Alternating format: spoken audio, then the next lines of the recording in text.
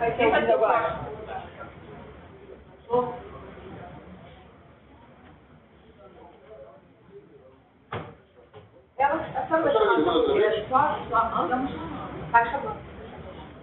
Bom, então a Jessica solicitou de um intervalo de 10 minutos, que estamos indefinido, mas enfim, expliquei aqui para o doutor, eu vou definir somente neste momento, porque uma vez iniciado o ato, não vou paralisar para começar. Eu vou oportunidade todos os dias, hoje antes de iniciar, porque a gente já iniciou atrasado, justamente para ele poder ter tempo de conversar com os acusados, e iniciado, a gente vai seguir. Então, pedir para os doutores conversarem de uma vez, para a gente depois seguir direto, lógico, vai ter pausa para o almoço, mas até antes da pausa do almoço não vou dar outra pausa, ok?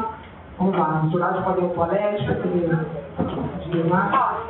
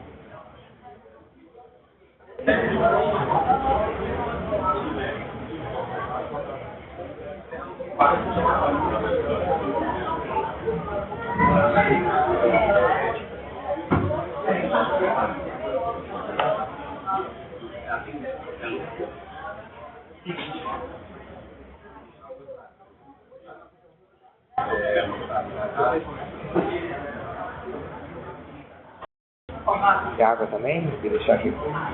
Claro. Obrigada.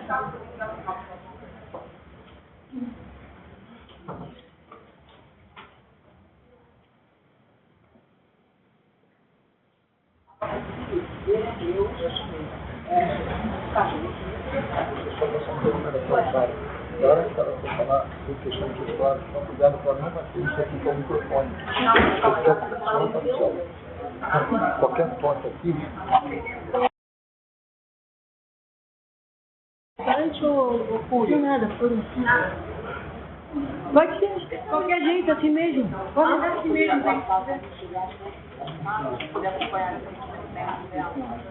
Qualquer jeito, eu só Obrigada.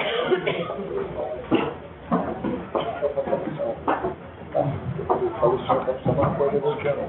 Pra não botar a mão. Não, porque qualquer pode Posso chegar aqui? Tá bom assim. Tá? Obrigada.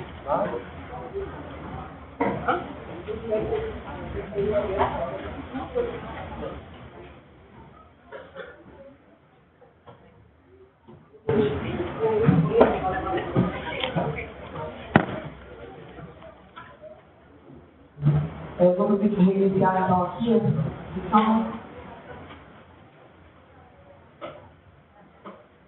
O presidente do doutor Rodrigo pode começar, de hoje mesmo. Os advogados que não estão aqui. Onde está o doutor Rodrigo? Está aí dentro? Ele está fazendo a história da Marcela. A doutora Daniela está aqui.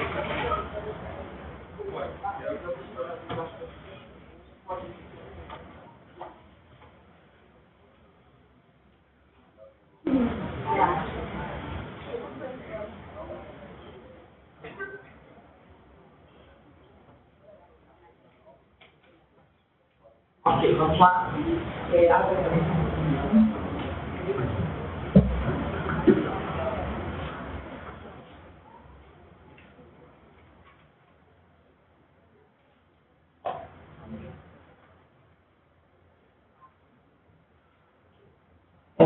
Bom dia, senhora.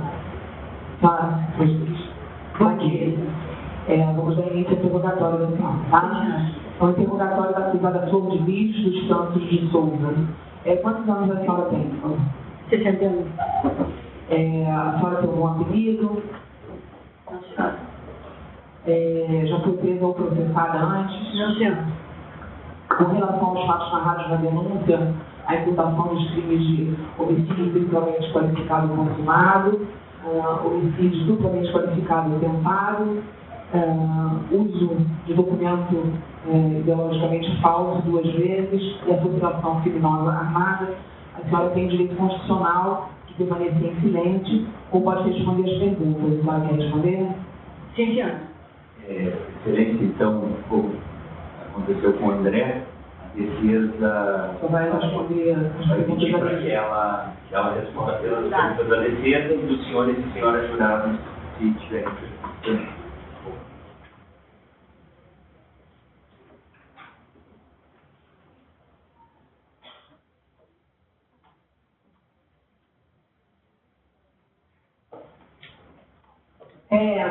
Flor, pode ir, tá. A senhora pode dar palma, mas tem que responder sempre com o microfone à sua frente, que a lateral dele não pega ele. Você pode até estar olhando assim, é que eu vou fazer as perguntas para você, tá bom? Você sabe quem matou o seu marido? Eu não posso acusar ninguém, eu não estava presente no local, eu não vi. Eu não posso afirmar. Sabe se alguém foi condenado por ele? Claro, sim. O meu filho Flávio foi sentenciado, meu filho Lucas foi sentenciado. Você sabe qual foi o motivo do crime? Hoje sim. Qual foi o motivo? Bem, doutora, é muito difícil para mim falar, né? Mas foram a ciência foram os abusos, os abusos que aconteceram dentro da minha casa. Você pode falar desses abusos? Bem, eu não sabia. Não sabia.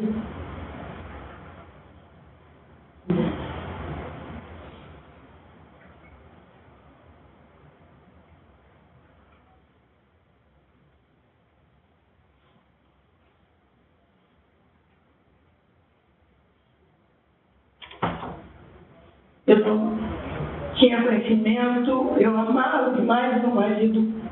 Ele era tudo para mim. Ele era a minha vida.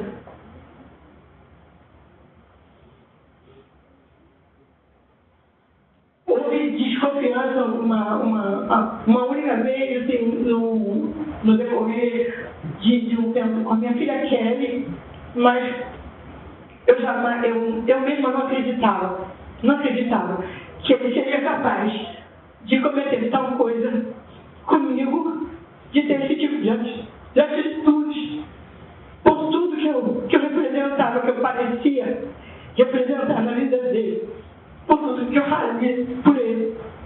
Mas se ele abusou de você? Sim, senhora. E aí ele abusava de você e você não acreditava que ele pudesse abusar de outras mulheres? Em casa não. Não, senhor. Você pode falar dos abusos que ele praticava em relação a você? Em que tempo, em que período? Pode falar sobre isso? No início do nosso casamento era muito bom. Foi um início muito bom. Eu quero ressaltar aqui que eu me casei com ele sem saber que eu estava casando por causa dos problemas que eu tinha muito forte na época. Eu sempre tive o costume de assinar documentos que ele trazia para me assinar em Israel sem ele. Eu quero que você fale dos abusos, não quero... E depois de um tempo de casado, ele passou a me bater. Ele me batia. Depois ele parou com essa prática de me bater. Mas depois ele se tornou uma coisa assim, muito doída, muito sofrida. Alguém presenciou ele te batendo? Sim, senhor. Sim, senhora. Ele só parou de me bater. O Luan, algumas brigas assim, alguns filhos, né, entravam na frente. Ele só parou de me bater quando o pastor, muito amigo dele, me tirou do quarto, me tirou da mão dele, depois entrou, foi conversar com ele a sós. Foi daí que nunca mais ele me bateu. Foi por causa do aconselhamento, eu creio, desse pastor, muito amigo dele. Quem era esse pastor? Pastor Abílio Santana. Ele não me bateu mais. Foi um tempo de alívio para mim, mas depois ele voltou a ficar agressivo na área sexual.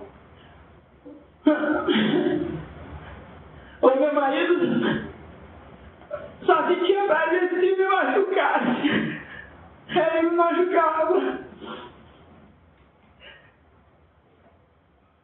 Ele só chegava a vida de fato.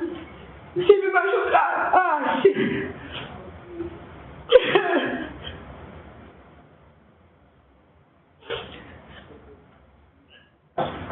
eu não entendia, mas eu achava que era por causa dos problemas familiares que ele tinha sofrido quando ele era criança. A falta de apego dele, familiar. E eu me sujeitava, até porque eu aprendi isso na igreja. E aprendi também com a minha mãe. Minha mãe sempre foi uma esposa submissa e sempre deu conselhos pra gente. Se o seu marido fizer alguma coisa, não brinque, depois vai lá com calma. Eu sempre tentava resolver as coisas do jeito que a minha mãe me ensinava. E do jeito que eu achava que era certo. Depois de fazer essas coisas, ele simplesmente deitava normalmente, me chamava para deitar em cima do peito dele e voltava a ser carinhoso de novo, como se nada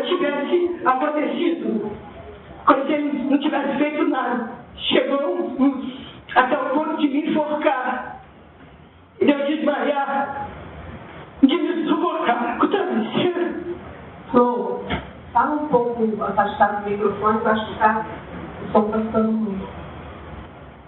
Eu queria passar um videozinho para fazer uma pergunta ela sobre o vídeo, podia ela? Só mais uma vez, né? Me faz muito. A pergunta tem que ser relacionada ao vídeo. Sabe? Pode passar. Não.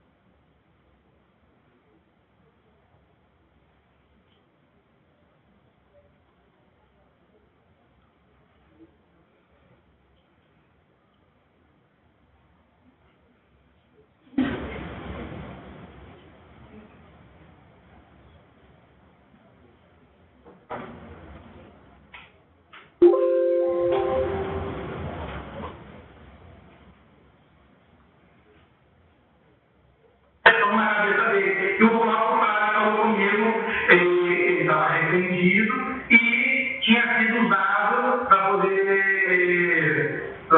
fazer esse assassinato, não enfim. E a reação deles também narrava algo nesse sentido, que ensinou sobre roubo ou abusos? Ela falava assim comigo. Só que eu falava com ela, mãe, se isso for verdade, separa essa questão do abuso, né? Se for verdade, vai para a mídia, a senhora é uma pessoa conhecida, uma pessoa respeitada, vai para a mídia, expõe, separa. Não posso separar. Não apoiou a reação deles no sentido? Que sentido? No sentido de divorciar, separar, como por exemplo. Eu falava para ela, separa, é legal, né? Ele fez isso mesmo, esconde ele, bota ele na mídia, né? Se for verdade. Ela, não posso falar isso, porque vai escandalizar a obra de Deus, e inconveniente da parte financeira, quando ela fala comigo, eu falei, cara, eu falava para a mãe, é tudo um diálogo, conversa com ele. Em relação à questão dos abusos, o próprio Misael relata no depoimento dele que você o procurou para falar para ele que os abusos estavam acontecendo. Por que você procurou ele? Pela proximidade que nós tínhamos, ele era o filho mais próximo, porque ele cuidava das nossas finanças, inclusive das minhas também.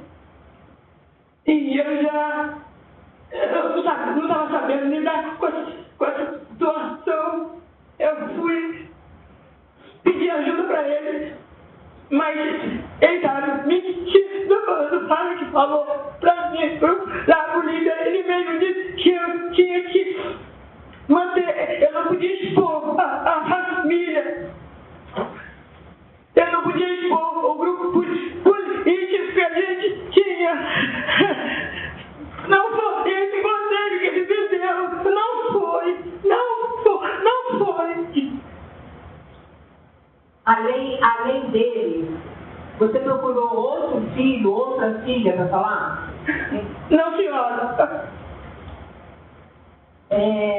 Foi dito aqui que a Kelly foi abusada e que ela procurou você para falar sobre esse abuso. Como é que foi essa... Por que você não... Como eu já falei aqui, doutora, ele era tudo para mim. Meu marido era tudo para mim. Tudo, ele era a minha vida. Eu jamais imaginei minha vida sem ele. Eu amava ele mais do que tudo, do que a mim mesma. E houve uma época que eu cheguei a amá-lo mais do que Deus. Eu amava meu marido. E quando a Kelly veio falar, eu não acreditei.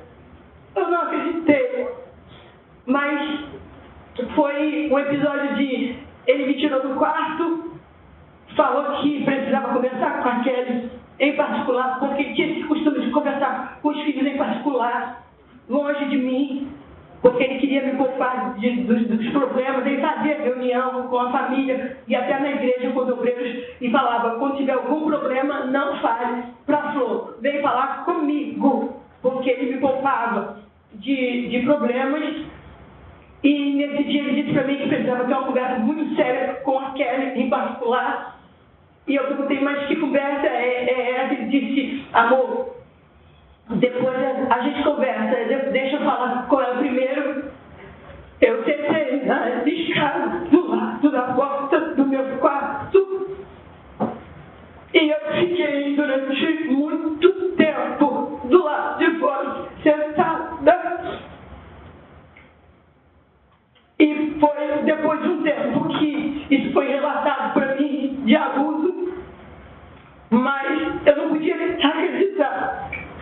Não tinha como acreditar. Era impossível acreditar.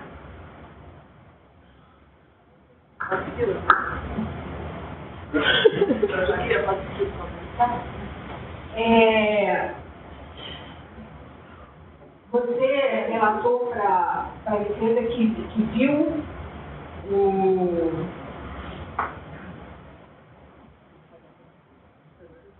doutor Sidney dele. Você presenciou algum episódio em Brasília em relação a Rayane com ele? Sim, senhora. O que você presenciou? Eu acordava para ir para o plenário, para ir para a Câmara Federal. Ele acordava também, se arrumava. Ele sempre se arrumava primeiro do que eu, porque depois ele queria ver minhas roupas, o jeito que eu estava vestida, se eu estava adequada para aquele dia, pelos compromissos que nós tínhamos. E eu fiquei no quarto, me arrumando, e ele saiu, já estava arrumado, ele saiu do quarto.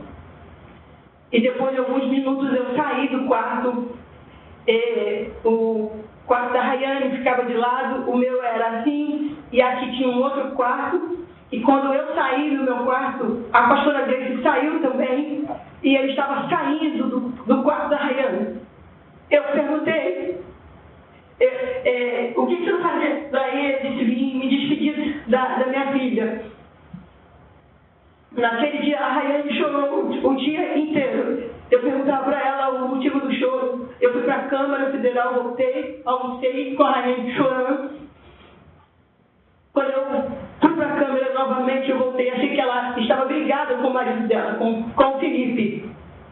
Porque ela não parava de chorar, mas ela não me contou. Ela não quis me contar. Excelência, a defesa vai passar para as perguntas dos jurados.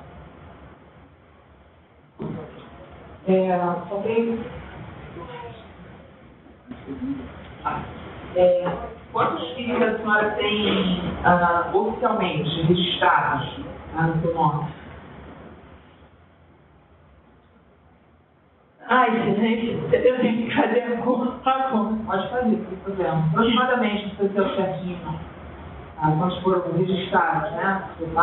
O Wendel, Kikita, Michele, Cacá, Daniel, Isabel, Anabel,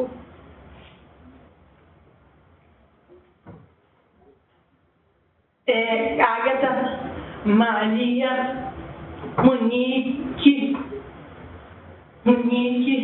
Lucas, Júlia, a Bruna. O Lucas estava registrado no seu nome? Sim, senhora.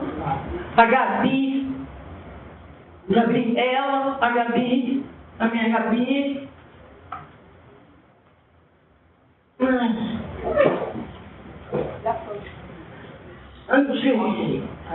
E tem os biológicos, né? O Flávio, Simone e o pequeno, que é o Adriano. Ok, tá bom. A senhora acha normal que irmãos afetivos se relacionem, uma vez que consideravam como filhos?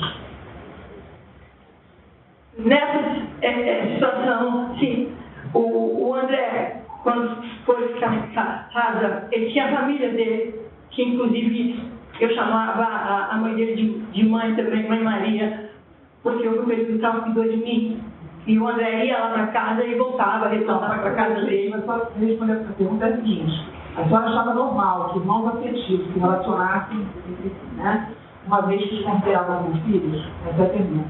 Não, mas também não podia interferir na vida deles, impedir. Não achava normal, mas também não podia impedir. Não, senhora. Por que a senhora deu o Moisés para Simone? Foi um castigo? A Vânia aceitava? Não, senhora, não foi assim. Nós descobrimos, a Vânia já tinha ficado grávida uma vez da Clara, só ficamos sabendo na hora do parto, porque ela era muito forte, muito boa.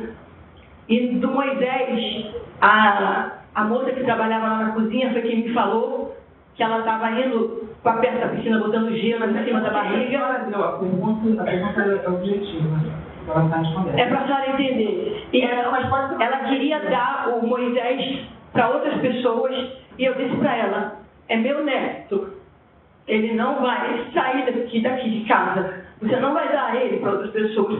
Por quê? Então, para não dar para outras pessoas. Sim, senhora. Então não foi um castigo? Não, senhora. A Vânia aceitou? Sim, senhora. No evento do Maracanã, que foi mencionado aqui, eu não sei se a senhora apresentou, porque alguns momentos que a senhora registrou, né? Mas esse evento do Maracanã foi noticiado ontem, que, segundo os depoimentos, Anderson teria dado carona para alguns filhos. A senhora estava no carro com ele? Sim, senhora.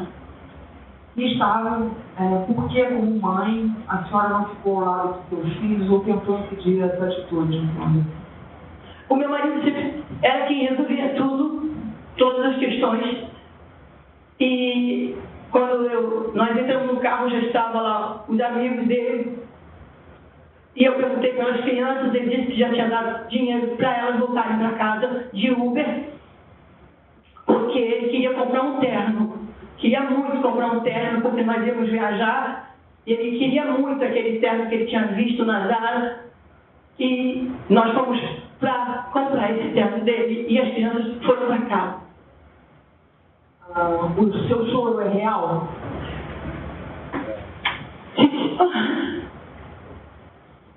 A senhora disse que tomou conhecimento que Flávio, com o apoio de Lucas, assassinaram seu marido. Apesar de todos os defeitos, bem como os abusos supostamente atribuídos à vítima, como pastora e ser humana, a senhora concorda com a solução, entre aspas, dada pelos filhos Lucas e Flávio? Não, senhora. Não, senhora. A senhora disse que, abre aspas, aprendeu na igreja e com sua mãe, fecha aspas, a ser submissa. Mas no caso de supostas agressões contra você, ou seja, contra sua integridade física como pastora, qual atitude você entende que deveria tomar à luz da Bíblia, da igreja, de sua família, de Deus? Assim como ele tinha parado de me bater, eu orava muito, conversava com ele também, a gente conversava. A gente falava sobre esses assuntos, a gente conversava. Eu tentava conversar com ele, eu orava muito, fazia jejum, eu ia para o monte, subi a monte para pedir a Deus que, assim como Deus tinha feito parar de me bater, tinha usado alguém para fazer parar, que Deus fizesse também da mesma forma, com as agressões, com as dores que ele fazia sentir no ato sexual. Eu tinha convicção de que aquilo ia passar. Ok. Pensando na sua vida, crianças, vidas resgatadas, abuso, dinheiro, assassinato e etc. A senhora escreveria sua vida igualzinha, sim ou não? Eu não entendi a pergunta. A senhora poderia fazer de novo, por favor? Pensando na sua vida, né, até hoje. Com crianças, vidas resgatadas, abusos, dinheiro, assassinato e etc. Agora vem a pergunta. A senhora escreveria, né, ou seja, agiria da mesma forma na sua vida, escreveria a sua vida igualzinha, sim ou não? Por um momento sim, outro não. A senhora pode dizer qual sim ou não? O assassinato, por exemplo, matar meu marido, metade da flor de lis morreu junto. Eu morri junto. Qual palavra a senhora usa agora para sua defesa? Você vai dizer em sua defesa? Que eu não tenho que pagar pelos erros de ninguém. Há 3 anos e pouco, doutora. Excelência, desculpa. Eu estou pagando por uma coisa que eu não fiz. Eu estou sendo chamada de mandante de um assassinato da pessoa que eu mais amava nessa vida. Da pessoa que eu mais precisava. Eu só tinha 6 meses de mandato na Câmara Federal. Eu precisava do meu marido do meu lado, para tudo. Eu dependia dele, eu precisava dele para que o meu mandato desse certo. Quando a senhora descobriu os episódios de violência sexual do Anderson, contra a Adriana, quando a senhora descobriu esses episódios de violência sexual contra membros de sua família? Temporalmente falando. Depois da morte dele. Pode depois da morte? Por que o pastor Anderson foi assassinado? Eu acredito que por conta dessas coisas que estavam acontecendo em casa, que eu não sabia, esses abusos que eu fiquei sabendo depois que eu fiquei sabendo desses abusos. Eu posso contar uma coisa para a senhora? Para eu me jurar? Pode falar. Depois da morte do meu marido, eu fui ajudar a minha filha, Simone, a arrumar as coisas dela para se mudar para Rio das Ostras, para morar com o atual marido dela. Eu levantei da cama porque eu vivia a poder e a base de remédio, como eu vivo até hoje menos do que antes.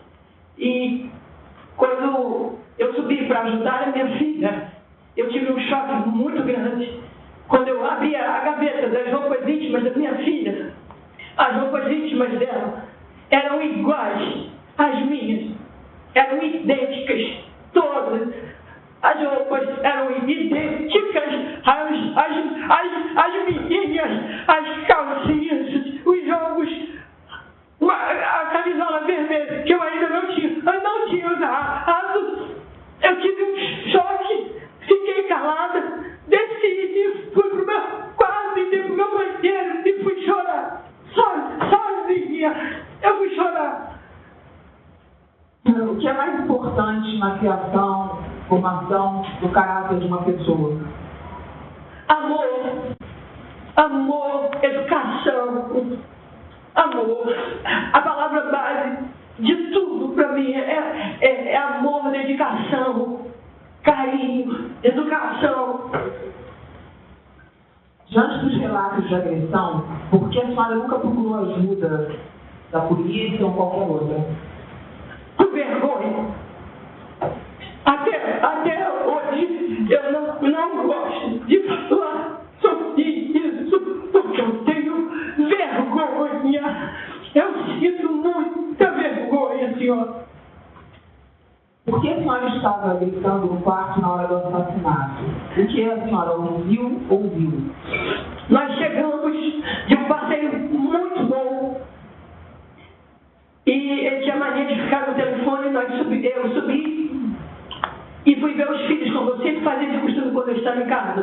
de ligar a televisão dos quartos, essas coisas. E quando eu subi, eu fui ao banheiro, e quando eu saí do banheiro eu vi uma luzinha acesa, o quarto estava todo escuro. Eu fui na direção da luzinha acesa, era o Ramon, comecei a conversar com ele sobre o culto, falei do culto que a gente tinha, que eu todo domingo de manhã, eu ia para a igreja, para dar atendimento pastoral para as pessoas e realizar o culto. Foi quando eu ouvi os tiros, foram uma sequência, depois teve um segundo de pausa e deram os dois últimos tiros. E quando deram os tiros, as crianças do outro quarto, Gabi, as maiores já estavam saindo do quarto gritando, e foi quando eu comecei a gritar por ele, o nome dele, ele não respondia, e eu ali, quando ele não respondia, porque a primeira pessoa, numa hora de perigo, a primeira pessoa com ele dentro de casa, que ele fosse socorrer, seria eu. Ele abandonaria tudo para me socorrer. Quando ele não chegou, eu já sabia que alguma coisa tinha acontecido com ele, eu comecei a gritar por ele. Comecei a falar, meu marido, Ney, Niel, comecei a gritar muito, eu só gritava por ele, até porque o meu marido já tinha passado por 2 episódios na igreja de tentativa de assassinato. Qual serviço foi prestado ao filho da Andréia que justificasse o pagamento de R$2.000? Senhora, pode pegar o meu celular, minha conta bancária. Eu pedi várias vezes aos advogados que pedisse a senhora, que suplicasse a senhora, que desbloqueasse a minha conta bancária. Eu não dei só 2.000 para a dona Andréia, não foi. Entendi a relação que a senhora fez com o desbloqueio da conta bancária. Porque diria que eu não fiz só esse depósito de 2.000 para a dona Andréia, foram vários outros depósitos. Então, a senhora pode falar agora. A senhora está questionando aqui, né? Então a senhora tem a oportunidade de falar, porque não foi só esse depósito. Não, senhora. Você pode falar. Foram vários outros depósitos, porque eu não conhecia ainda a dona Andréia pessoalmente. Eu conheci a dona Andréia através do meu filho Gerson e através de um advogado que frequentava o Bangu. E ela dava comida. Tem umas mulheres que entram com as comidas, com os alimentos para dentro da prisão e por pagamento que a gente faz. E eu toda semana pagava e ela mandava as fotos das comidas que ela fazia para o Lucas e para o Flávio. Toda semana a senhora depositava R$2.000 para ela, né? Toda semana. Era R$1.000 e poucos reais. Teve uma semana que eu depositei 2.000 porque ela disse que o meu Lucas, queria comer camarão. E eu coloquei R$2.000 porque eu dava e falava para ela, não faz só para ele, faz para o Flávio e para os amigos também. Então não tinha só esse depósito de 2.000. Uma das suas filhas disse que ao relatar um episódio de abuso, a senhora disse que um homem só fazia o que uma mulher permitia. Por quê? Eu não me lembro disso, senhora. A senhora nunca teve essa afirmação? Não, senhora. Por que a senhora pediu perdão ao desembargador Filho da Branca no plenário? Por vergonha. O que a senhora quis dizer ao André sobre dar algo a ele, um arrozinho, já que não poderia separar para não escandalizar o reino de Deus? Senhora, essas coisas que estão falando não é verdade. Quando eu disse para o André para dar a comida para ele, era porque o meu marido estava doente, ele tomava remédios. Meu marido estava com crise de ansiedade e H. pylori. Eu tenho todos os exames dele. Eu é quem levava o meu marido para o hospital. Forçadamente, porque se eu não levasse, ele não iria, ele era contra, ele não gostava de médico. Se for ao hospital Niterói Dó, tem uma enfermeira, ele tinha que tomar uma injeção na barriga para não dar trombose, ele não tomou, ele se recusou e ela até disse, hoje um pastor fazer uma coisa dessa, porque ele foi bem grosso para isso. E os remédios, alguns remédios, não todos, eram algumas colocadas na comida dele, sim. Ela pergunta aqui, senhora, por que a senhora afirmou, né, referiu esse Rolim, e disse que era para separar, para não, abre aspas, escandalizar o meio de Deus. Ou a senhora não falou isso? Olha, eu jamais imaginei a minha vida sem Anderson do Carmo. Eu nunca cogitei. Separar aqui, formalmente, né? Separar do seu marido. Você entendeu? Alguma objeção a explicar a pergunta? É isso, doutora? Alguma observação que você quer fazer? É que ela respondeu. A gente achou que ela já tinha respondido. Então tá bom, então vamos seguir. Então, eu acho que a gente respondeu aqui. Vamos lá. O que Paula do vôlei foi fazer na sua casa? Se qualquer interferência sobre a história de Levi, pode falar. Só estou querendo esclarecer a pergunta dos jurados. Eu não conhecia a Paula. Eu fui conhecer a Paula depois da morte do meu marido. Ela foi lá como pastora, como vários pastores. Minha casa virou um lugar de concentração de muita gente. E ela foi lá como pastora. Eu a recebi como pastora para orar comigo. Aqui houve uns relatos de filhos a seu favor e de filhos contra. O que a senhora, como mãe, tem a dizer em relação àqueles cujo relato é contra a senhora?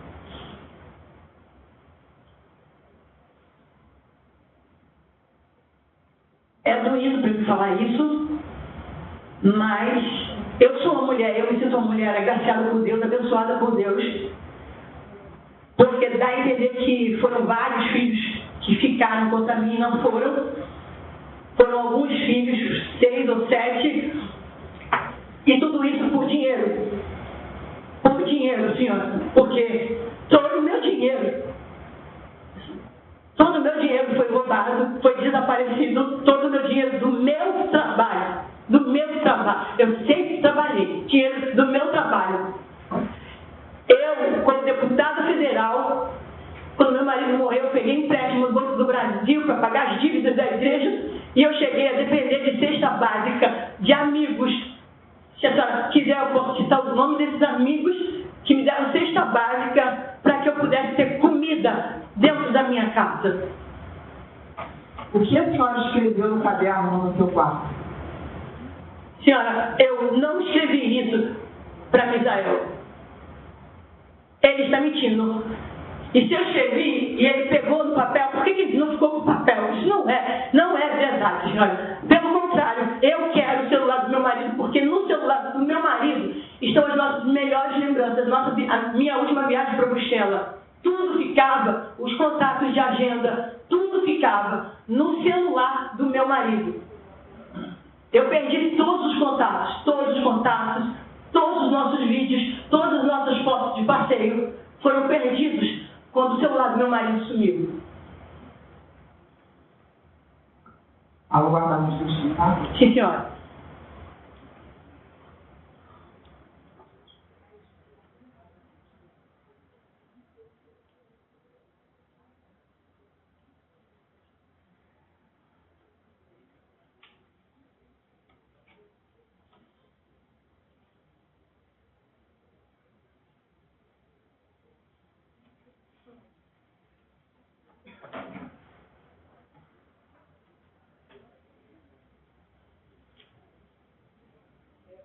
Consta do processo em questão, constam pareceres técnicos, médicos legais, de índice 819, 124 e 182, no prontuário médico da vítima no Hospital de Niterói, de índice 736-773, atribuindo administração de veneno contra Anderson.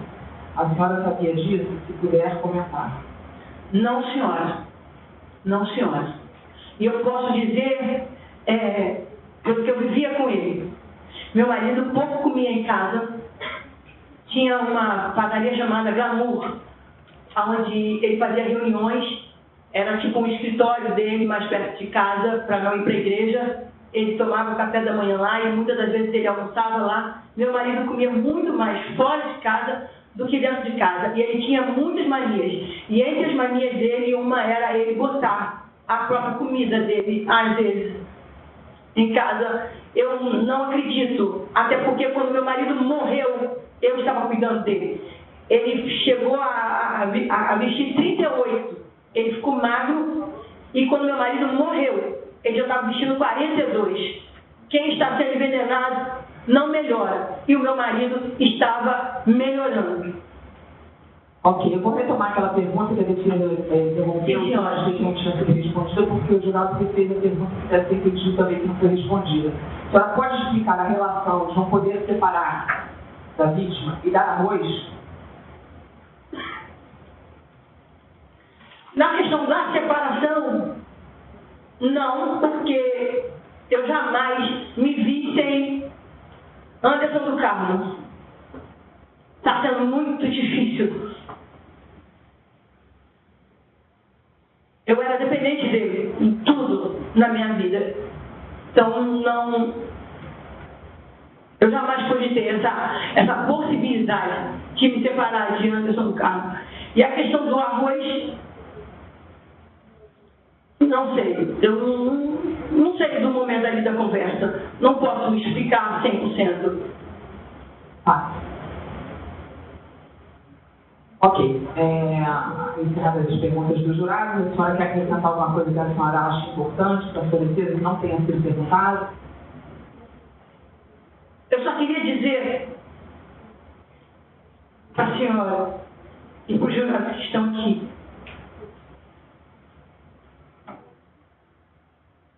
que eu não, em momento algum, eu mandei ou pensei em matar o meu marido. Em momento algum eu tive esse pensamento. Eu estou na cadeia hoje, pagando por algo que eu não fiz. Eu amava o meu marido. Eu jamais. Está sendo muito difícil. Muito difícil a vida para mim. Ok, então só está encerrado o interrogatório. Então, Quer saber?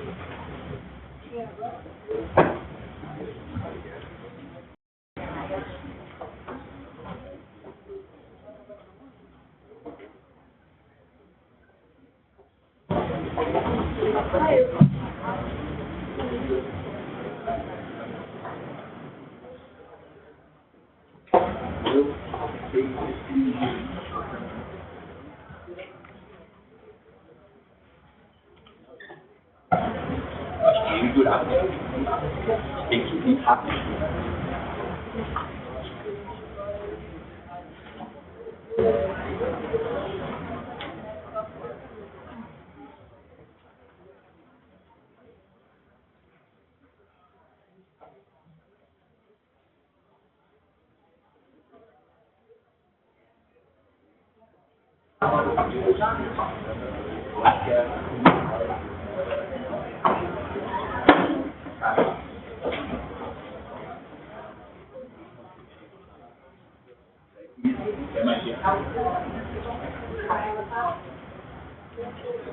Sim, deve encerrar ou antes do almoço.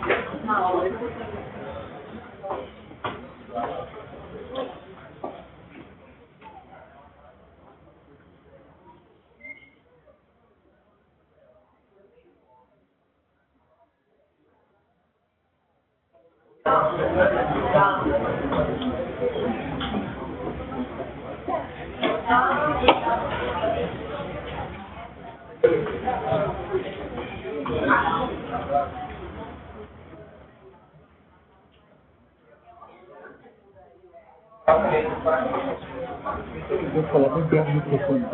O teu né? Chegando à frente. Ajuda na sua altura aqui. Vou botar um pouquinho de altura. Bem pertinho, então.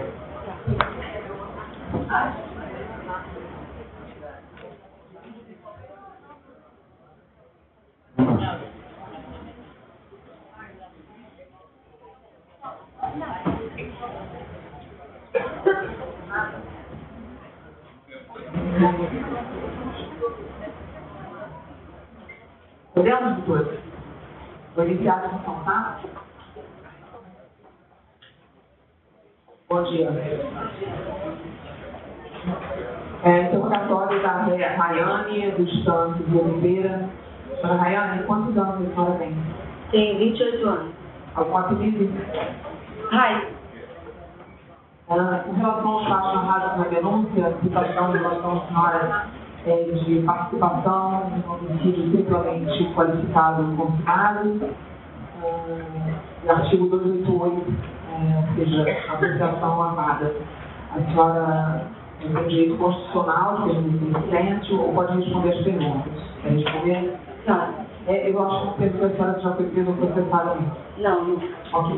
A defesa vai proceder da mesma forma, né? O mesmo conselho para ela responder apenas as perguntas da defesa e do senhor e senhora jurada.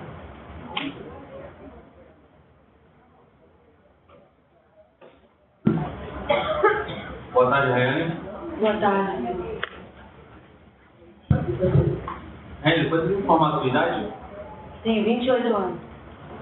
Qual a sua ocupação? Antes de empresa era autônoma, maquiadora. Qual foi a sua última residência antes do fato? Morava em Brasília, no apartamento funcional. Você tem filhos? Sim, senhor, tenho 2 filhos, 2 meninos, João Guilherme, 7 anos, e Joaquim, de 2.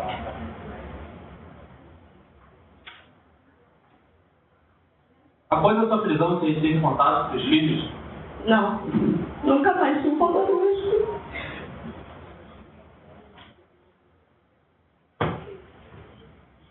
Sabe dizer por quê?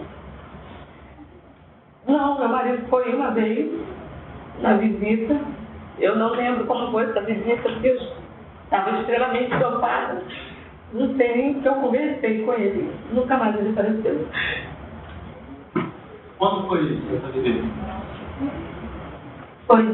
Eu fui presa em Brasília e depois que fui recambiada, vim para o Rio, ele apareceu.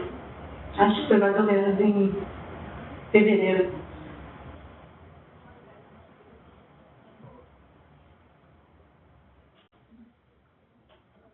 No dia dos fatos, então, onde você estava? Em Brasília. Só um pouquinho, a idade do menor qual é? 2 anos. Deixei ele com 6 meses de idade. Você amamentava ele? Amamentava. Ele pegou nos amamentos. E após a prisão? Não entendi. Após a prisão, você conseguia alimentá-lo? Não.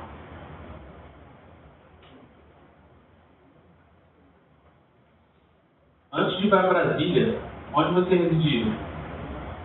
Morava no Cantagalo, meu esposo, meu filho mais velho.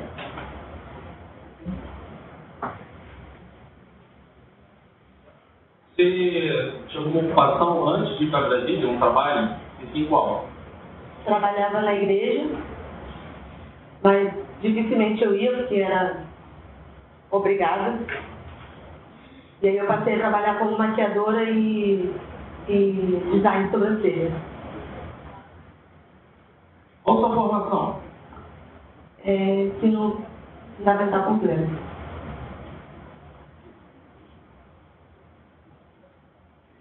Você possui alguma religião? Sempre fui crente, né? E depois que eu casei, fiquei afastada 6 anos, mas sempre fui da igreja porque era a regra da casa, tinha que ser crente. Sobre a sua chegada na família, como e quando foi a sua chegada na família da sua revista? Eu cheguei com 15 dias de nascida, a Flor pegou na Central do Brasil, no lixo, lugar conhecido como Maloca ou Lixão. Qual o nome? Maloca ou Lixão. E ela fazia um trabalho de evangelismo com o Anderson, meu avô. Aí parece que a mãe da minha mãe biológica pede ajuda para ela. que a filha tinha saído de casa, tinha acabado de ganhar neném, não sabia onde estava, e ela falou que encontra a minha mãe biológica na rua e conversa com ela, na intenção de levar ela para casa.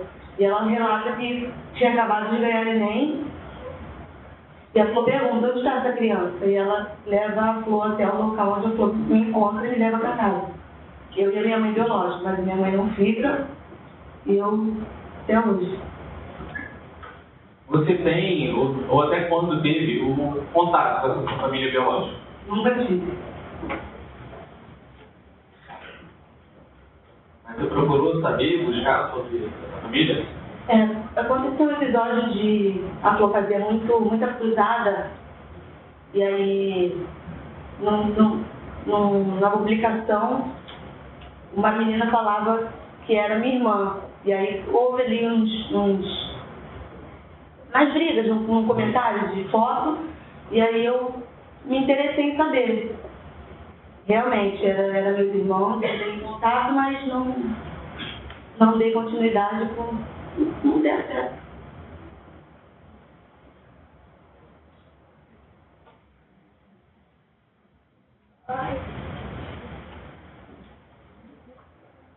Sobre o período que você morou na casa, em Niterói. Você já sofreu, presenciou, houve algum relato sobre abuso na casa? Presenciei essas situações que já foram até ditas aqui sobre a minha mãe. Pode falar para mim sobre esses episódios? Situações assim, de desespero dela, né? De estar em casa e às vezes eu estar na cozinha e meu telefone tocar e quando eu olhar a mensagem dela: filha, tá onde? Estou aqui na cozinha, sobe, pelo amor de Deus, por favor, aqui no quarto. Sempre assim, de passando a mão nas pernas. Tudo foi dito aqui, infelizmente, é verdade. Quando você saiu de casa, com qual idade? Na casa aqui em Niterói, da família? Saí de casa com 23 anos. Depois que eu ganhei meu filho, João. Saindo da casa, você foi morar onde? Fui morar no Cantagalo.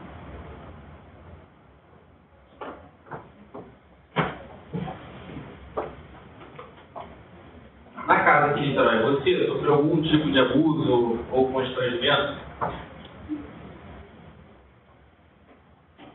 Hoje eu entendo que era abuso na época, né? Mas comigo, eu, Rayane, só essas situações de passar a mão, apertar o bico do peito, passar a mão, bater na bunda, eu tinha esse hábito. E em Brasília? Em Brasília, sim. No mesmo, Pode falar. no mesmo ano, de fato, em 2019,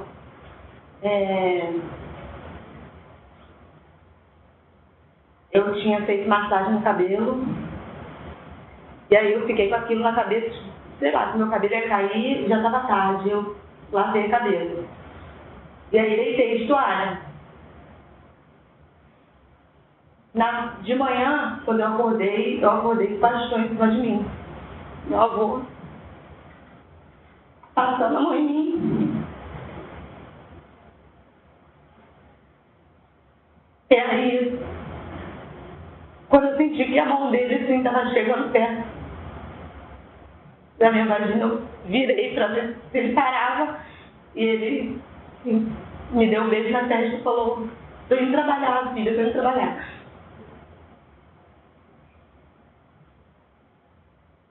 Você não contou esse episódio pra ninguém? Não. Por quê? Porque eu estava em Brasília, porque ele me deu essa oportunidade, ele me proporcionou a vida em Brasília. Então eu tinha medo de contar esse assunto, vazar e eu perder aquela oportunidade. Porque no Rio eu trabalhava como autônoma, né? Maquiadora e fazia sobrancelha. Meu marido trabalhava no posto de saúde. E meu avô também conseguiu esse cargo para ele, mas meu marido tinha que ficar um dia fora, um dia sim, um dia não, em casa. E eu tinha acabado de ganhar meu neném, não concordava com o que ele trabalho que meu avô tinha conseguido para ele, porque ele trabalhava muito bem antes de largar o emprego para poder se dedicar à campanha do Israel na época. E aí eu não aceitei aquilo ali. Aí houve a proposta do Adriano e a Marcele irem trabalhar em Brasília, mas eles não aceitaram. E aí o meu avô me liga, pergunta se eu posso ir lá em casa. Eu falei, meu avô quer conversar comigo.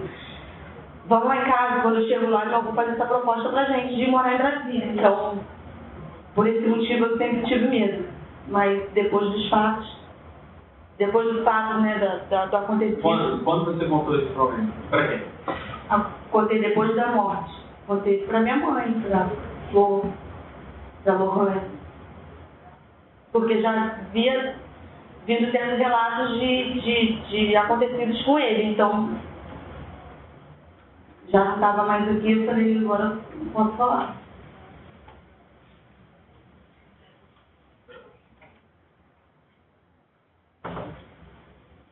Você falou sobre episódios que você presenciou na casa que não aconteceram com você, sobre abusos. Pode me relatar algum que você se recorde? Da minha mãe, né? Que era essas situações. Qual a situação? Que eu não entendia, de passar a mão, de ele ser bem possessivo em relação a ela. Né? Eu nunca entendi. Mas. E a Kelly também me relatou antes de casar que ele perturbava ela. Mas ainda sobre sua mãe. Ela te contou? Ela contou isso pra alguém? Como é que ela reagiu isso? A minha mãe nunca tocou no assunto. Ela sempre falou que ela não tinha o que fazer. Não tinha o que fazer.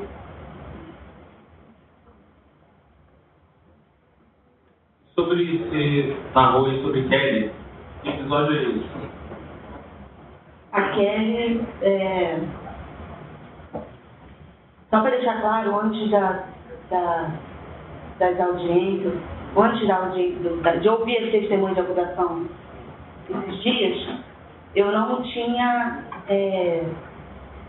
ciência de se alguém mais sabia sobre esse fato da Kelly na casa. Eu soube que a própria me contou, uma semana antes dela casar, ela me contou que acontecia essas coisas entre ela e o pastor. Não sei porquê, ela chegou no meu quarto e me contou. Acredito que, eu tô saindo de casa, vou casar, vou deixar uma bomba. E foi o que eu fiz, contei pra Flor. A Flor não acreditou. Isso. Você recorda quando você a Kelly casou? Foi em 2016.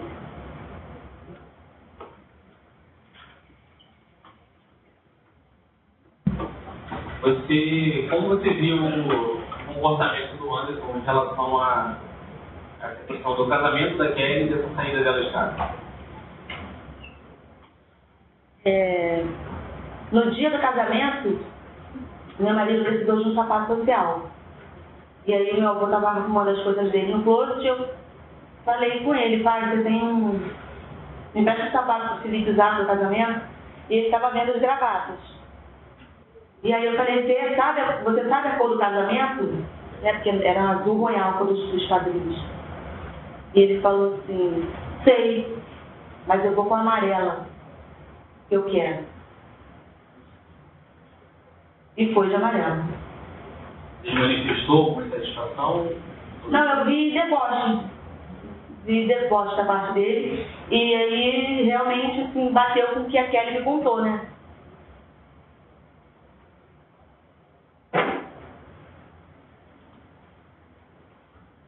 Ele relatou sobre os abusos, algumas pessoas que presenciavam na casa, em relação a Kelly e em relação à sua mãe. E mesmo diante disso, por qual razão você aceitou esse convite para ir morar num apartamento em Brasília, convite feito pelo Anderson?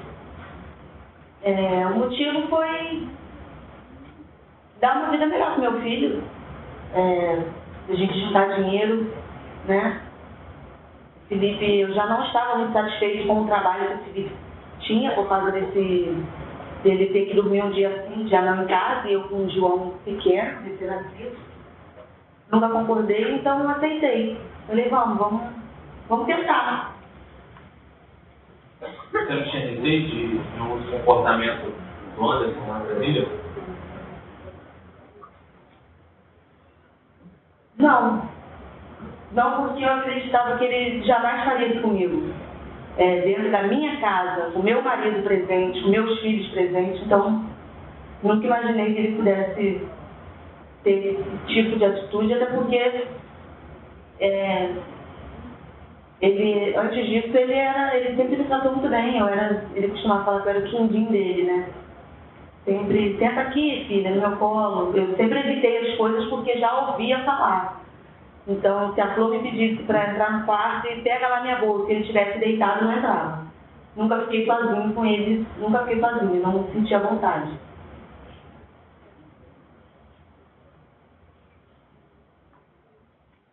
Voltando para a casa, você já sofreu algum tipo de castigo excessivo em relação de ter contrariado alguma ordem do Anderson? O trabalho na igreja, ele não perguntava se a gente queria trabalhar, não. Eu tinha que trabalhar. Ele obrigava todo mundo a trabalhar na igreja. Se quisesse trabalhar fora também era outra questão de outro motivo de briga.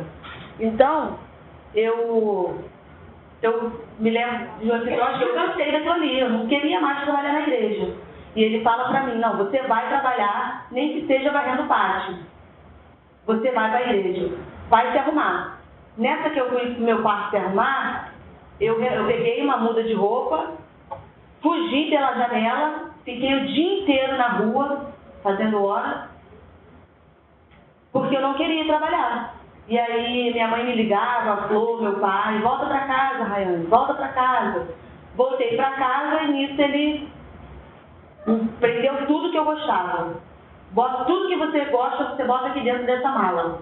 Eu botei roupas, maquiagens, máquina de tirar foto, na época, celular, e ficou preso essa mala no quarto dele. Já te castigou fisicamente? Fisicamente não.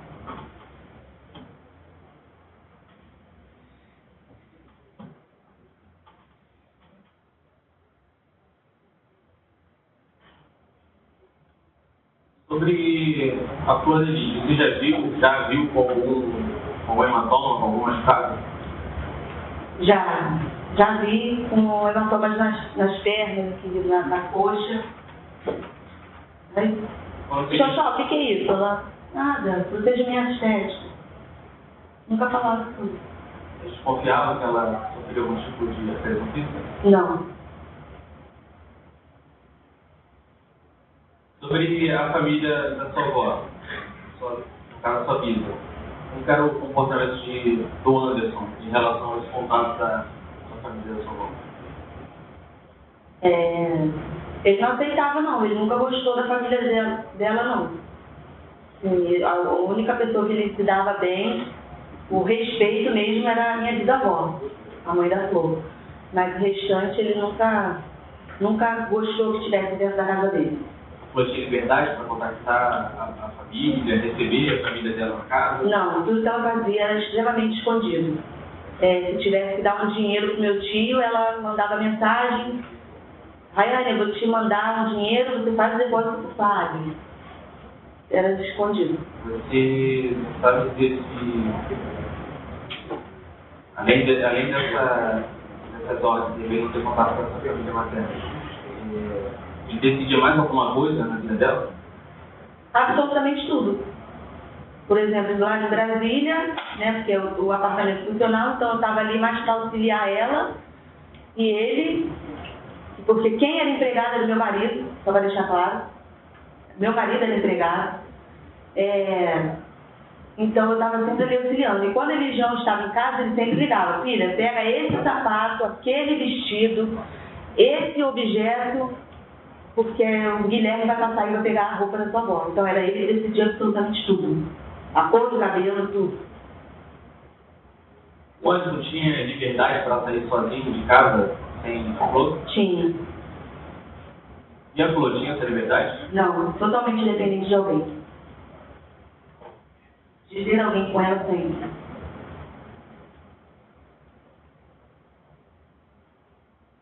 Ainda sobre a família, como era a sua relação com o Misael? Respeitosa. Boa. E a relação do Misael com o Anderson, na sua percepção? Com o Anderson, a relação deles, eu era mais de trabalho, assim, de deveres, né? Sobre a igreja, sobre a casa. O Misael, ele era o braço direito do pastor e da pastora. E a relação do Anderson com o Luan? Meu avô sempre teve o jeito dele meio grosso, meio rude, né? Meio assim, então, em relação ao Luan, tinha muito respeito, óbvio, mas o Luan batia muito de frente com ele. O Luan diversas vezes me ligava, sempre o assunto era insatisfação com o pastor. Cara miserável, ganho tanto, o fulano ganha tanto, meu filho é autista, sabe que eu pode dar mais e não dá. Dá prioridade sempre para o povo de fora, e a família não. Ele já fez algo contra o Anderson? Não, questão de só de discussão.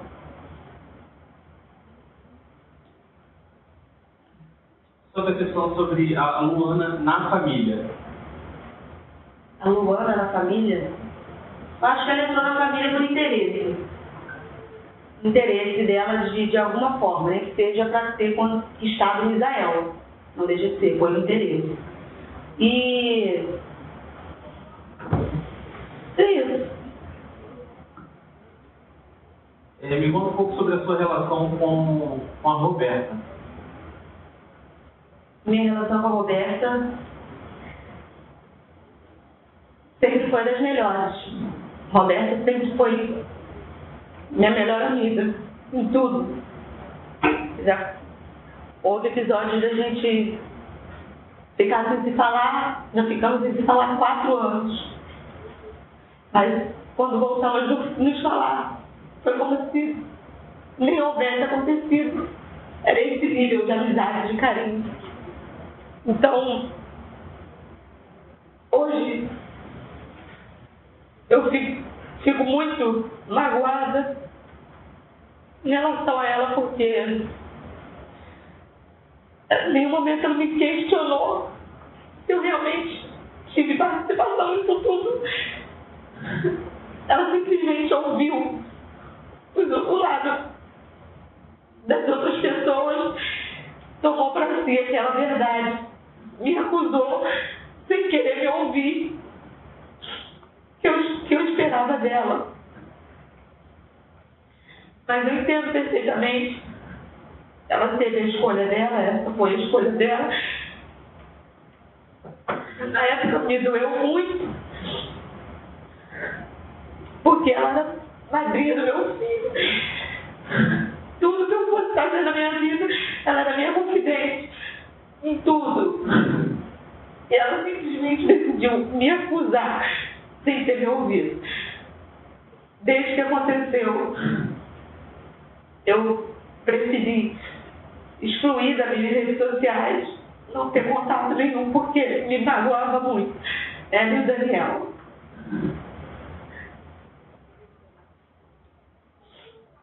Por que o Daniel? Porque o Daniel também era um amigo meu, do meu marido. Também me magoou muito, muito. Essa atitude deles comigo. Se eles chegaram à conclusão de que a Flor era mandante, de que alguém tinha participação, eles simplesmente não conversaram, eles só tomaram a atitude deles. Então, me magoou muito, tenho muita mágoa em relação a isso. Falou sobre essa relação com a Roberta e outra pessoa que desde o início da investigação aponta o seu nome, como era essa relação com o Lucas? A minha relação com o Lucas, enquanto eu morava na casa, era normal. Ele sempre aprontou muito. Eu já era casada, já tinha minha vida, mas eu morava ali na casa. Primeiro ano de casamento meu, até o meu filho para completar um aninho de mais velho. Eu fiquei na casa, morando nesse quartinho inferior, que é no quintal. Não tinha muito diálogo com o Lucas, mas sempre via os assuntos, né? Ah, o Lucas aprontou de novo, sempre aprontando. Acredito que ele tenha me envolvido nessa história por influência das associações. Mas de quem? Do Misael, do Luan, de todos. Porque já era muito fácil, ele já não gostava de mim, eu também já não gostava dele. Se eu soubesse de alguma coisa, por exemplo, às vezes minha cunhada ia numa resenha e encontrava com o Lucas, me contava, eu passava isso para o pastor, vigia, a casa tem fácil acesso, o Lucas está aprontando, está usando drogas. E aí a Flor diretamente, assim, corrigi-lo, né? Então ele chamava de porqueira, até. Por esse motivo, eu acredito que ele tenha me envolvido nisso tudo. Meu avô chegou a conversar comigo, pedindo, assim, queria resgatar o Lucas, e ele pediu para deixar o Lucas morar comigo no apartamento em Brasília. E eu fui contra essa decisão dele, bati o pé e falei que não queria o Lucas dentro da minha casa, porque eu já era casada, meu filho, existiu o João Guilherme ali, a Bruna, a irmã dele, morava comigo. Minha filha também, não tem diferença nenhuma para mim e para os filhos, também para deixar claro que eu fui acusada de usar a menina como empregada minha, e ela nunca foi. Ela tem um amor por ela também, como se fosse minha filha, a menina que eu não tive. Então, ele ligava para ela, né, porque eu nunca impedi dele se falar, ele ligava para ela usando droga, ou com arma na mão, cigarro na orelha, eu sempre, Lucas, não quero você ligando para a Bruna, pelo menos nesse estado, eu acho que você tem que dar um exemplo para ela, entrava assim no caminho dele. Eu fui contra essa decisão do meu avô de levar ele para morar em Brasília. E acho que foi até por influência da Regiane, e eu não aceitei. Falei, não quero o Lucas dentro da minha casa. Como assim? Eu com meu marido, com meu filho, com a Bruna, vou levar o Lucas para lá. Ele, infelizmente, tendo essas condutas de atitudes, eu não era a favor. A Érica narrou que você queria, numa ocasião, procurado ela, perguntado a ela sobre o número de um bandido. Por qual razão ela teria narrado isso? Bom, eu nunca entendi, mas eu agora posso explicar melhor depois que eu assisti os depoimentos aqui, porque já antes do júri tivemos 6 audiências, mas algumas, eu não sei se elas falaram, acredito que sim, elas foram sem a nossa presença, então eu não conseguia saber de fato. Então, depois de assistir o depoimento deles aqui, de todos, que são contra a gente, né? Eu cheguei numa conclusão que foi totalmente combinado, orquestrado por eles mesmo, porque eu não tinha motivo nenhum para chegar até a Érica pedindo um número de um bandido. Então, não existiu? Não existiu. Eu posso concordar com ela em relação, até porque não tem problema em falar o episódio que aconteceu, sim, do celular. Eu realmente escondi o meu celular. Por quê? Por que motivo? Na casa são 2 andares, né? Então estava tendo busca e apreensão. No andar de baixo, o policial que veio pegar meu celular, eu falei, senhor, eu sou filha, né, sou neta, mas estou aqui porque eu vim para o velório, não moro aqui, moro em Brasília, não tem como deixar o meu celular aqui. E por esse motivo ele deixou o meu celular comigo. Já no andar de cima, aí subiram outros policiais, esse inclusive o que o Luan citou, um tal do Russo. Ele foi muito grosso, muito rude com a Flor e com a minha mãe, com quem estava nesse dia no andar de cima, e pegando, me dá o telefone, por esse motivo eu escondi o meu telefone. Lá embaixo já tinha explicado ao policial, ele deixou, não pegou. E lá em cima ele queria pegar a força e eu não entreguei meu celular. E essa foi a única verdade que a Érica falou.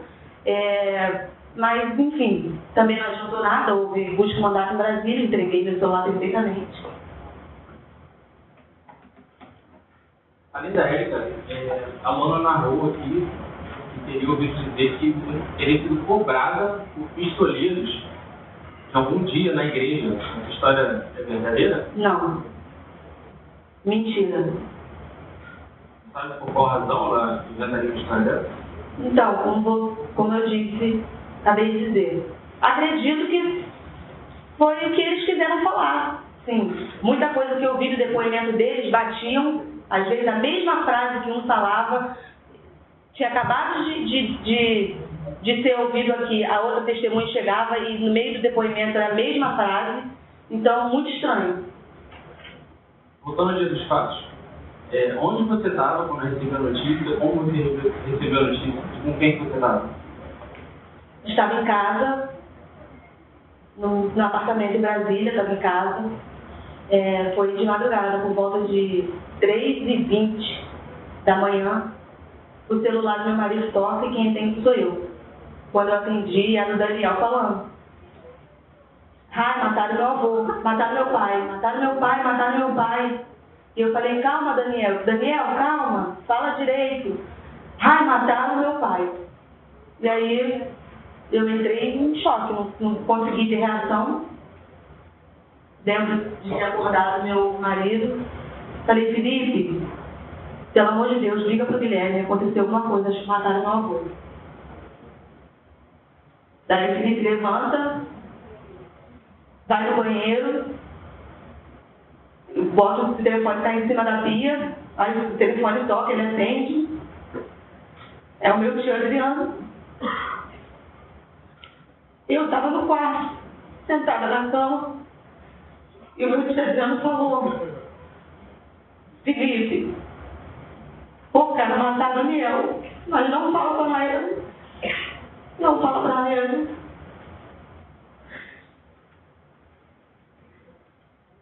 E aí eu desço na cama, tento processar aquilo tudo, peço pra ele ligar pro Guilherme, pra poder agilizar, porque não tinha ninguém estava atendendo. Dá uma ligação. Ele entra em contato com o Guilherme para agilizar a nossa ida por Rio mais rápido. Quem, Guilherme?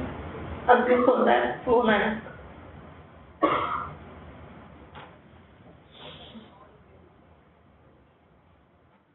Você veio ao Rio, como é que foi essa viagem? Você voltou no mesmo dia, como foi?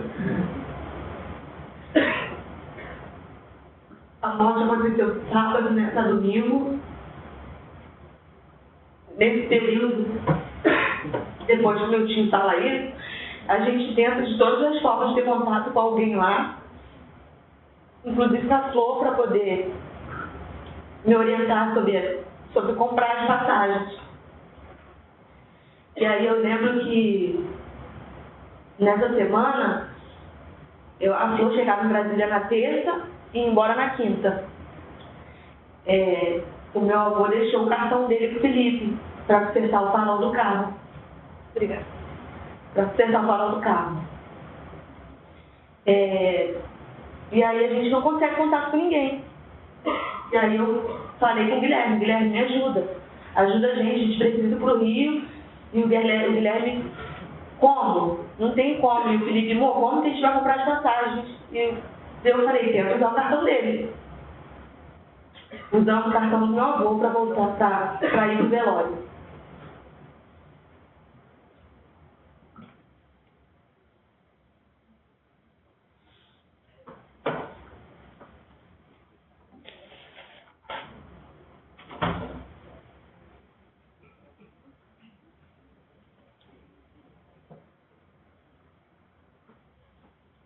Casamento está cheio de silêncio. Tem mais alguma coisa positiva? Não? Então, doutor Daniel, não. Ok. Passar as pessoas dos lados.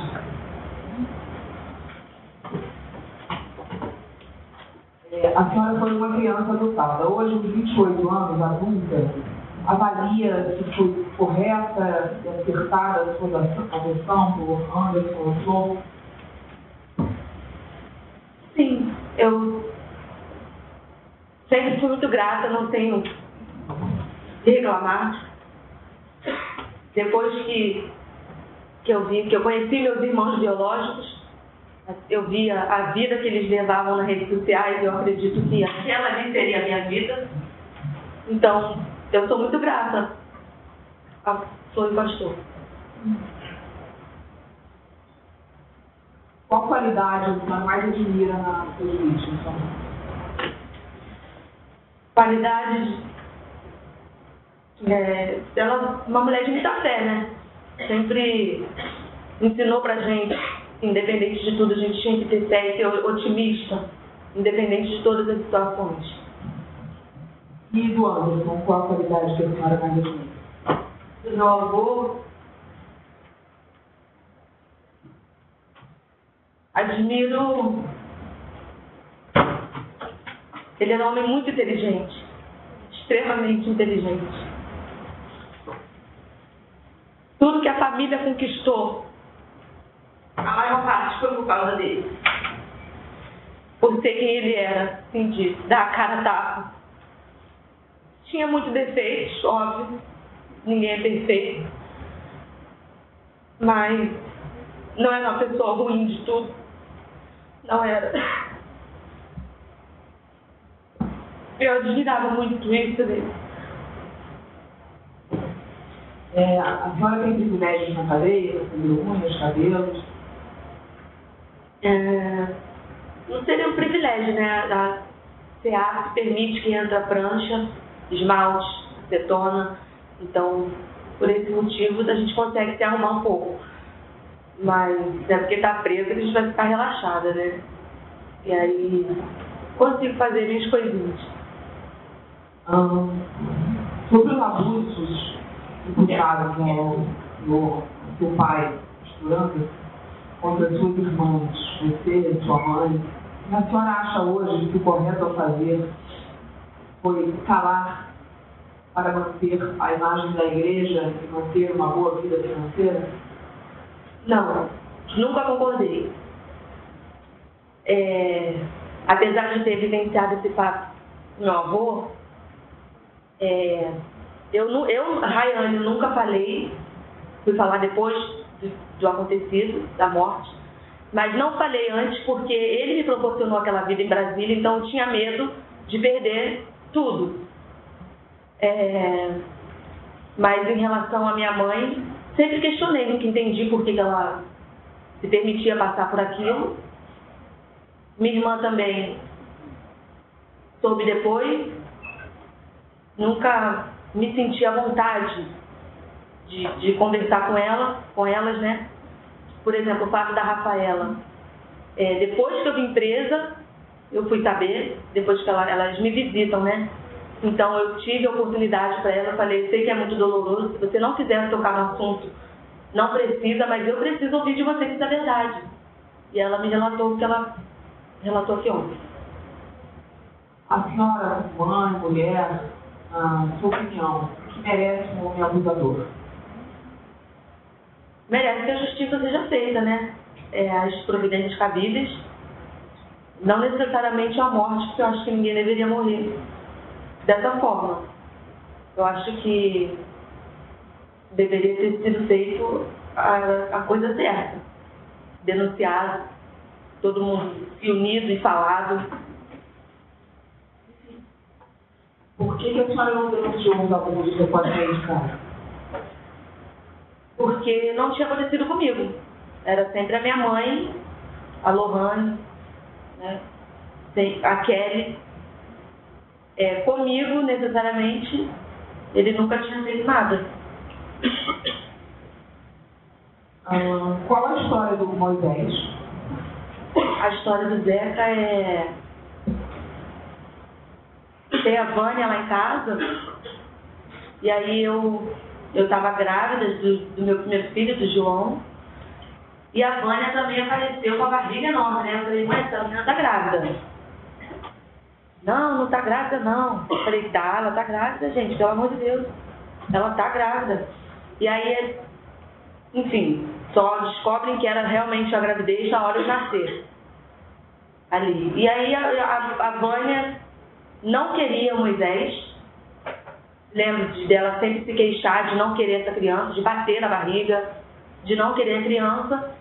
E como já tinha acontecido uma vez, que a Clara foi a mesma situação do Zequinha foi a da Clara, que é a mais velha dela. A Flor conversa com ela e fala que vai criar a criança, aceita Moisés.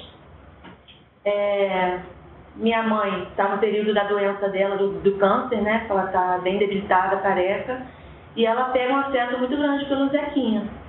Depois disso, ela passou a ficar com ele, adotou, ela reagiu até bem esse período da doença, acredito em questão de ter feito ela bem, né? Da situação, de ter alguém ali para ela distrair a cabeça.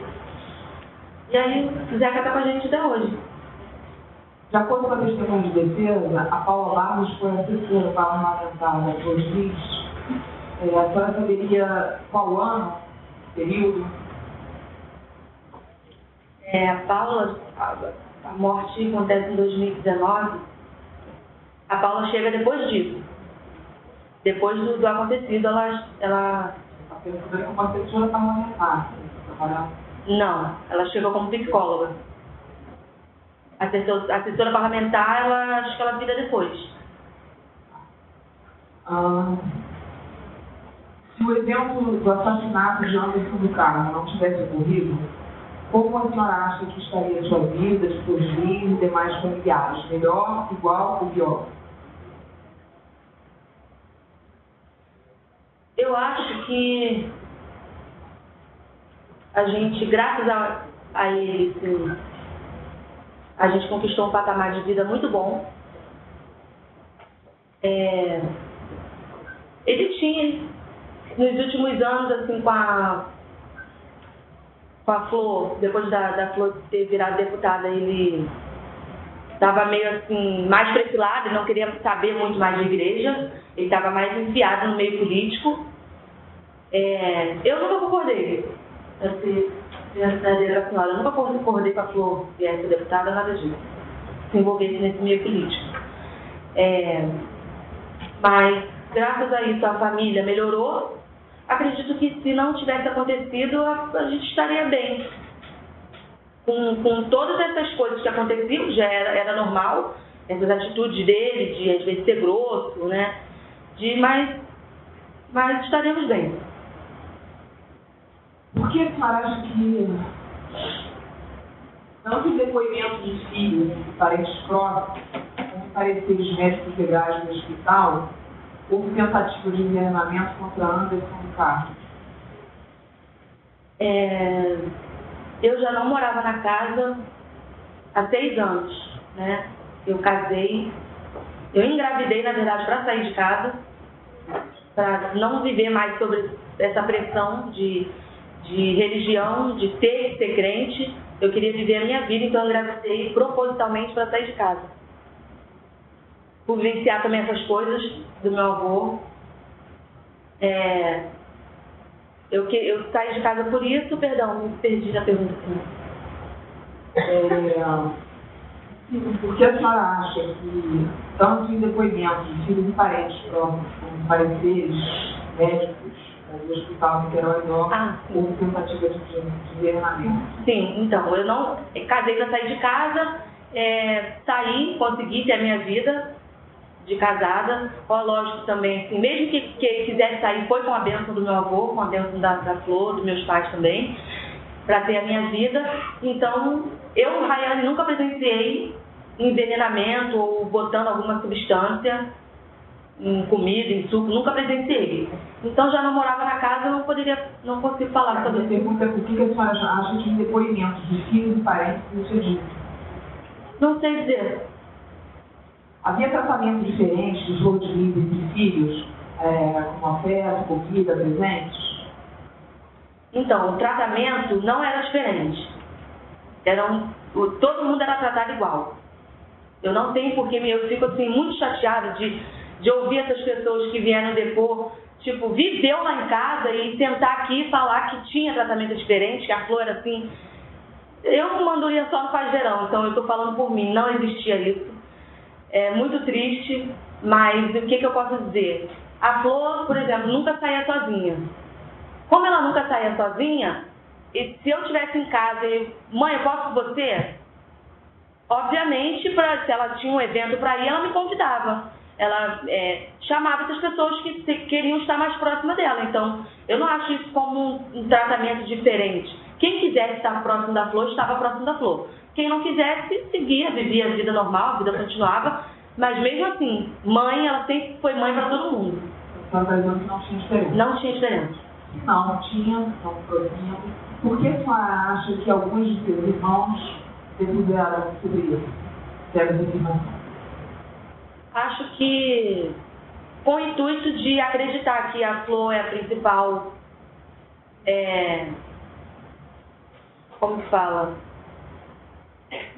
influenciadora no crime, e não aceitar. Por esse motivo, eles falaram muitas coisas aqui para realmente dificultar a vida dela. Eu vejo dessa forma. Por que a senhora procurava um bandido bom? Isso não aconteceu. Nunca procurei um bandido bom. Quem estava no apartamento funcional no dia que a senhora foi abusada pelo pastor? Eu, meu marido, a pastora Gleice e o pastor Luciano e a Flor. O que a senhora fez no dia seguinte dele? No dia seguinte eu fiquei com aquilo na cabeça, querendo, né, contar para alguém, mas o medo de eu me abrir para alguém e o assunto vazar e eu perder essa chance que meu avô tinha me dado em Brasília, né, de trabalhar, eu fiquei com medo. Então eu preferi me calar. Por que a senhora não recorreu à licença maternidade? Não entendi sobre o quê. Eu acho que foi em razão uma pergunta da defesa da senhora ter perguntado do aleitamento. Acho que foi isso. A senhora estava... Sim. Eu não recorri, mas eu não... Pois é. É que ela falou que estava lamentando. Eu estava presa, né? Sim. A visão de licença maternidade, né? Mas eu... Podia ter autorização para a senhora aumentar? Eu acho que hoje eu entendo que sim, mas na época eu não fui instruída para isso. Você tem esse direito, então o que você quer que faça? Nunca, porque eu fui presa em Brasília, fiquei 3 meses lá, enquanto os outros réus foram presos aqui. Então eles tinham uns aos outros, eu não tive ninguém, fui presa sozinha. O que a senhora faria diferente de toda essa história? Eu faria diferente? Bom, se eu soubesse que algo estava sendo planejado, ou que algo, ou a vontade de alguém que isso fosse feito, eu tentaria fazer algo para mudar, com certeza. A outra, eu acho que a senhora já respondeu, mas por que o seu marido, seu esposo, não te procurou mais depois de foi presa? Acho que pela repercussão do caso, medo de se envolver, por esse motivo, porque eu, depois disso tudo eu não tive mais contato com ele, não sei o que ele pensa sobre isso tudo. Como eu falei, foi uma visita só ao presídio, mas eu estava muito dopada, eu não lembro nem que eu conversei com ele. Enfim, isso. Em alguns dos relatos, disseram que você era uma das netas mais amadas do Biel, que ele fazia tudo por você. Como era a sua relação com ele? Você o amava? Sim, eu amava. Como era a sua relação? A minha relação com ele. Eu amava, eu sempre... Era uma relação muito boa, não nego. Eu cuidava dele e da Flor em Brasília, por isso ele me fez a proposta. Sempre me tratou bem, Mas eu tinha esse receio, como é que fala? Eu não me entregava tanto a esse sentimento por causa das situações que eu vi minha mãe passar, pela Kelly ter me falado. Então eu evitava as coisas. Evitava, assim, às vezes eu achava estranho. Ele, filha, senta aqui no meu colo. Então, assim, todas as vezes que eu sentava no colo dele, era sempre alisando. Eu não me sentia confortável em relação a isso. Mas também, assim, não...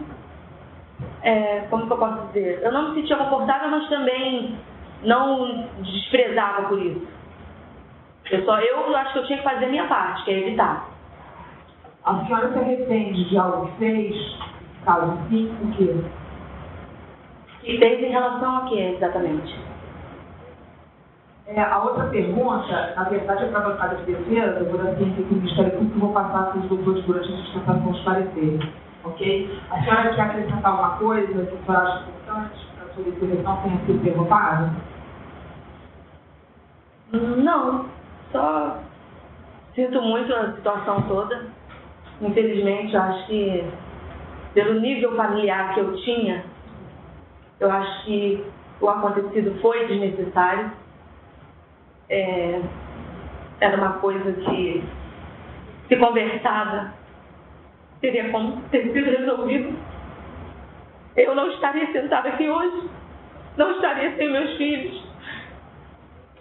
E a parte que mais me dói afetou o meu casamento. Então, eu sempre lutei muito para ter a minha vida. Não correta, porque eu não sou perfeita, mas fazer valer minhas escolhas. E mediante o que aconteceu, eu vejo que por estar onde eu estou não valeu de nada. Por falta de diálogo. Então, isso me entristece muito. Fico muito triste por isso. Só. Não está encerrado o programa.